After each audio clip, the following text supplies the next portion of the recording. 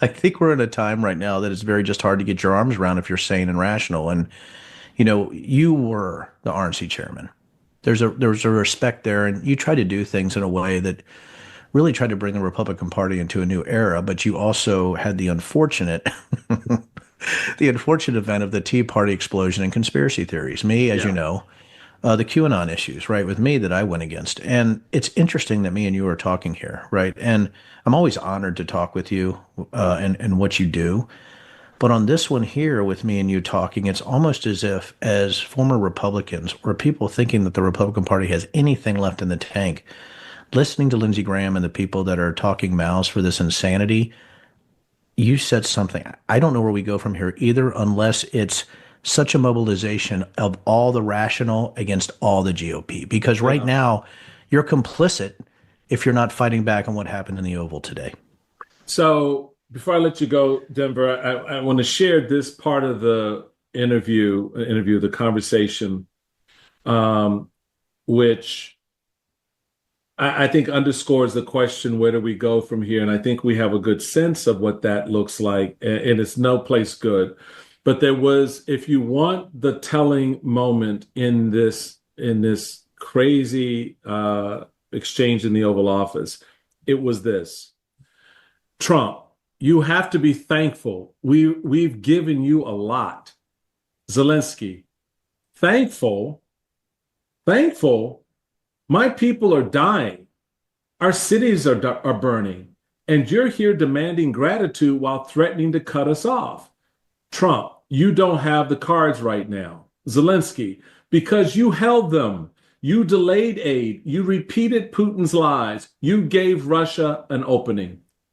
JD Vance, Ukraine has to be realistic. Zelensky, realistic? Russia is stealing our land, executing civilians, and kidnapping our children. What part of that should I be realistic about? Trump, it's going to be very hard to do business like this, Volodymyr.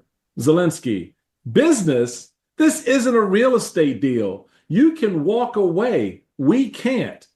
Trump, if I was president, this never would have happened. Zelensky, because you would have just handed Ukraine over. It's profound. Ladies and It's gentlemen, that is that last point is the whole deal.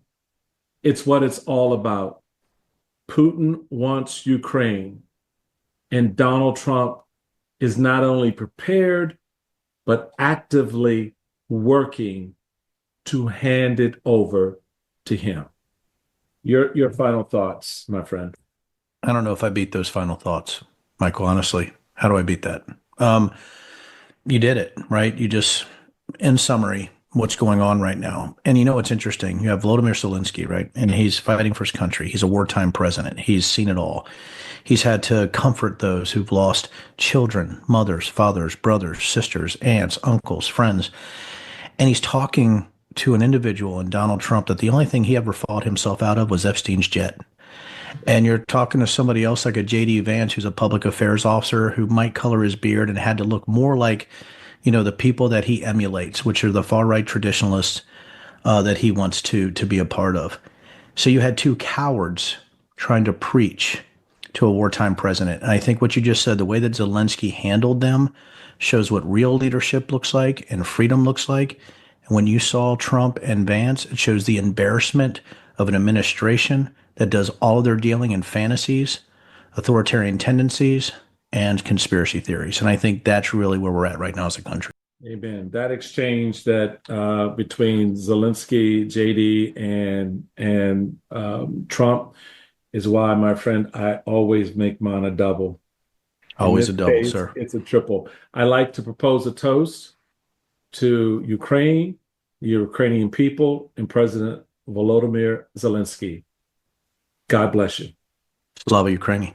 Thank you. Very good. Thank you, Well, sir. thank you for dropping in on this quick moment. I hope you can make yours a double as well. Catch you next time.